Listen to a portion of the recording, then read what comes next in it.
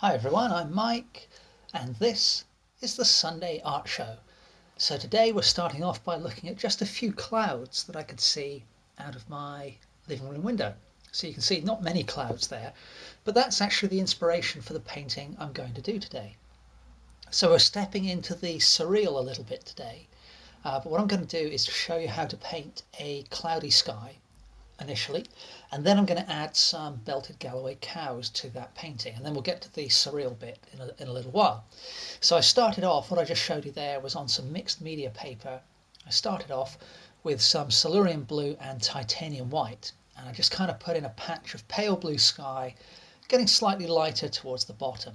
And what I've been mixing up while chatting away is some of that same cerulean blue, but with a touch of the permanent alizarine that you can see top right of the palette, some of the titanium white, and a touch of burnt umber. And that's given me kind of a nice cloudy colour, but onto the corner of my brush I've put just a touch of pure white. And now what I'm doing, having let that blue sky dry, I'm just kind of gently moving the brush over the surface of the sky, and really just letting my hand wander a little bit. You don't want to create clouds which are too regular or too much of a caricature of a cloud. But because I've got those different colours on the brush, what's happening is different colours are coming out as I paint away. And I've just sprayed the painting with water as well. I'm using the interactive acrylics, as is often the case. And you can see that I'm getting some lovely blending of colours and tone going on.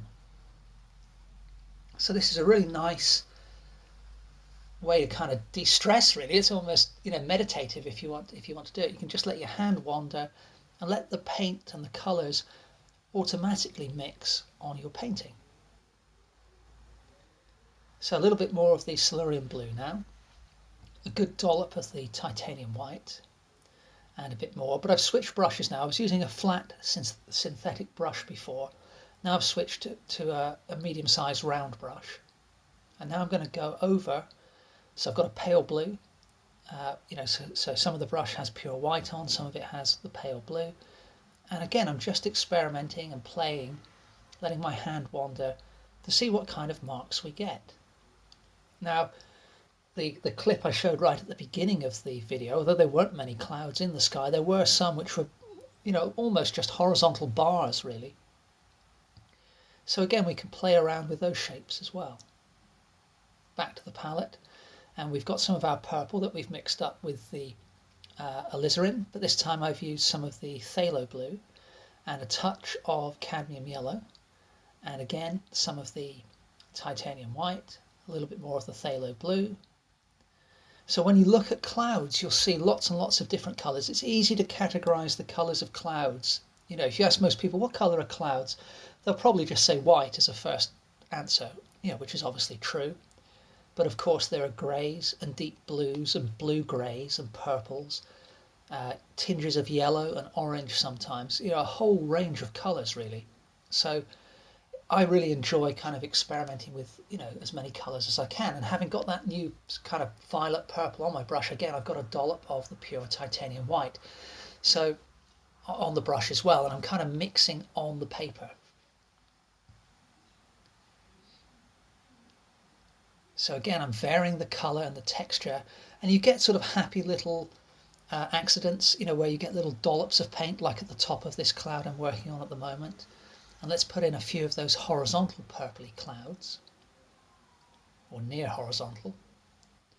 And then, with the interactives, what's so cool is that having put those clouds down, if you're not quite happy with the texture or you want to just experiment with a different look, then what you can do is a quick spray with the water bottle and then come in and just soften some of those areas. So you can see I can almost lift that cloud off completely and add a second cloud beneath it. Or I can blend one into another, or just blend the edges into the sky and really soften the clouds. Because often you see in the sky, just these little wisps of colour as a cloud has more or less disappeared. And another thing, I'm not doing it in this video, but another thing you can do is just really, almost drench the paper with water and just kind of let the water do the work for you really. But here what I'm doing is softening this this larger cloud, and just very, very gently running the tips of the brush over the surface of the paint. So you don't want to push too hard when you do this, because if you do, you'll end up just mixing a kind of muddy brown or grey. You're just looking to ever so gently blend one region of colour into another region. And clouds are also about layers. So generally speaking, certainly in Devon anyway, if you look at the sky, if you're here in the UK, southwest of England, there are often multiple layers of clouds. So, well, that's more or less not much more to say than that, but basically there are distant clouds and then clouds which are nearer, which overlap them. So often you'll see, if there's a reasonably strong breeze, you'll see banks of cloud moving past one another. They'll vary in colour, and again, that's something to have fun with and experiment with. So what I just did as I was chatting away is put down a lighter cloud, and using the blending technique, I've taken some of that bluey purple, and I'm just kind of adding a little bit of tone to that cloud. So another slightly different technique. But again, you can just experiment with tweaking the shape, and don't be overly concerned about the shape you get, because clouds can be almost any shape. So my sky is now dry, and what I'm doing now is starting to add the belted Galloway cows that I mentioned. So I'm using a Payne's grey Winsor Newton Watercolour Marker for this, and I'm using the fine line nib. And what I'm doing is I'm just putting in a cow lying down. So the belted Galloways are black cows with a single white stripe. So I'm just doing some outline work. But notice this first cow I've put beyond the patch of sky that I've painted. I've put it, along with the second cow, off on the white of the paper. And that's quite deliberate. So this is kind of the surreal element that I was talking about, really. I'm not going to do anything too crazy like Salvador Dali with the drooping clocks, nothing like that. But what I want to do is have these cattle kind of settled or wandering almost beyond the sky I've painted. So then hopefully what I hope to create is a sense of ambiguity. Are the cattle lying down in the snow? Are they enveloped by kind of a white mist? Or have they actually wandered beyond the painted sky that I've created in some, into a slightly different dimension or something? I don't know. It's up to the viewer to decide. Now, having put the 3 cattle in with the fine line nib on the pen, I've now switched to the opposite end, and I'm using the brush tip. So this is the same Payne's grey marker, watercolour marker, but now for the cow in the foreground, I want a slightly thicker line. And what we're going to do is come in a minute with some interactive acrylic, but by putting the line work down just in simple form, it's just an efficient way to work, really. Now, with these cows, I'm not going to go into a huge amount of detail, and really the belted Galloways are ideal for this style of working because they're almost a living logo. As I say, they're completely black with a single white stripe. So if you have their silhouette and you put the white stripe in, you've pretty much got a belted Galloway cow. But we will be adding a bit of colour here and there as well.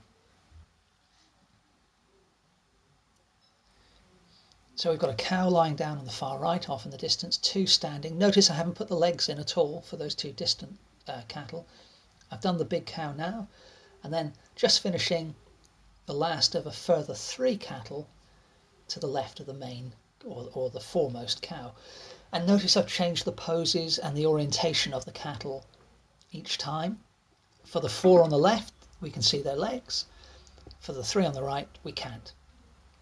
So again, that I'm hoping will make the viewer question the final painting and make them sort of think, well, what's going on here? So I'm coming in now with a narrower flat synthetic brush and just a little bit of pure titanium white. And what I'm doing is painting in some of the white stripe. Now notice I'm not blocking in the entire white stripe with just titanium white. What I'm doing is I'm just doing the upper part where the light would typically be catching. So while I did use reference photos for that I took when I was up on Dartmoor some time ago for the poses, I'm just kind of using my imagination really for the tonal work. Now having done that, I've mixed up a grey, and unusually for me, I've created that grey by simply mixing carbon black with titanium white. And it's unusual for me because I don't normally paint with black, but because recently I started experimenting with new colours to me, or new to me at least, the phthalo blue, cadmium yellow deep, and the alizarine, I thought, well, I don't normally use black. I don't want to use a huge amount of it in my paintings, but let's introduce that to my colour mixing. And also, by using this very simple form of grey, that's a nice colour contrast to the sky, which is, mixed up with no black at all. So just putting in a little bit of slightly darker grey now to the main bodies of the animals. So again, these are mostly going to be treated as if they're silhouettes, but what I'm doing is, the way I apply the paint here, I'm not blocking in a uniform way, so there's a little bit of texture just from the brush marks alone, and if I happen to pick up a bit of the edge of the white or the lighter grey that I've put down on the brush and that mixes in, then that's absolutely fine, because that'll add a sense of texture to the hide of the cow. So that the belted galloways are typically, they've got quite fluffy, long-haired coats for cows, or they often have anyway. So having some of that texture helps to make the cows that bit more realistic. So those three are more or less done. We'll move over to the other distant cow. So I'm kind of considering the centre cow. There are 7 in total. The centre cow that's walking towards us, that's the foreground cow, and the other 6 are more or less background cattle. So I am making the grey I'm applying here a little bit darker than for the 3 cattle I've already done. And you can see I've just picked up a little bit of white again, a little bit of that wet paint off the midriff of the animal, and that's mixing in nicely to, just starts to hint at a little bit of light catching the top of the animal. So we'll do something similar for the other 2 cows. Just block those in. And then having done that, I'm coming in with slightly thicker paint, but still just a grey at the moment, for our main cow. Now I'm going to have to be a little bit careful here as I shade in the chest and the torso, because I don't want to fill in completely around the head. I need some indication of where the head is, so that when I come back in a minute I can add some highlights in the right places. So I've left a little bit of blue showing, just so you can see where the head is there. But you can see the herd are starting to take shape now.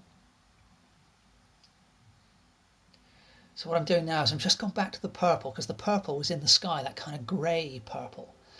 And it's not too light a colour, because the highlights on a dark furred animal, a dark haired animal, will be quite subdued. But what I'm doing is just adding a few touches of highlight, purple highlight, because some of that purple light from the sky would be bouncing off the cattle. Now a little bit of a cast shadow underneath the main animal. The other 6, I'm not going to anchor them to the ground too strongly at all, so no cast shadows. I mean, none of the other cattle have even got feet, if you notice. And as I said, the 3 on the right don't have legs. So there's a little look of what we've got so far. And I'm going to call this one Belties Beyond the Sky. So there's the finished painting. Hope you enjoyed the video. Thanks very much for watching. Please remember to subscribe, and I'll see you next Sunday for the next episode of the Sunday Art Show. Thanks again for watching.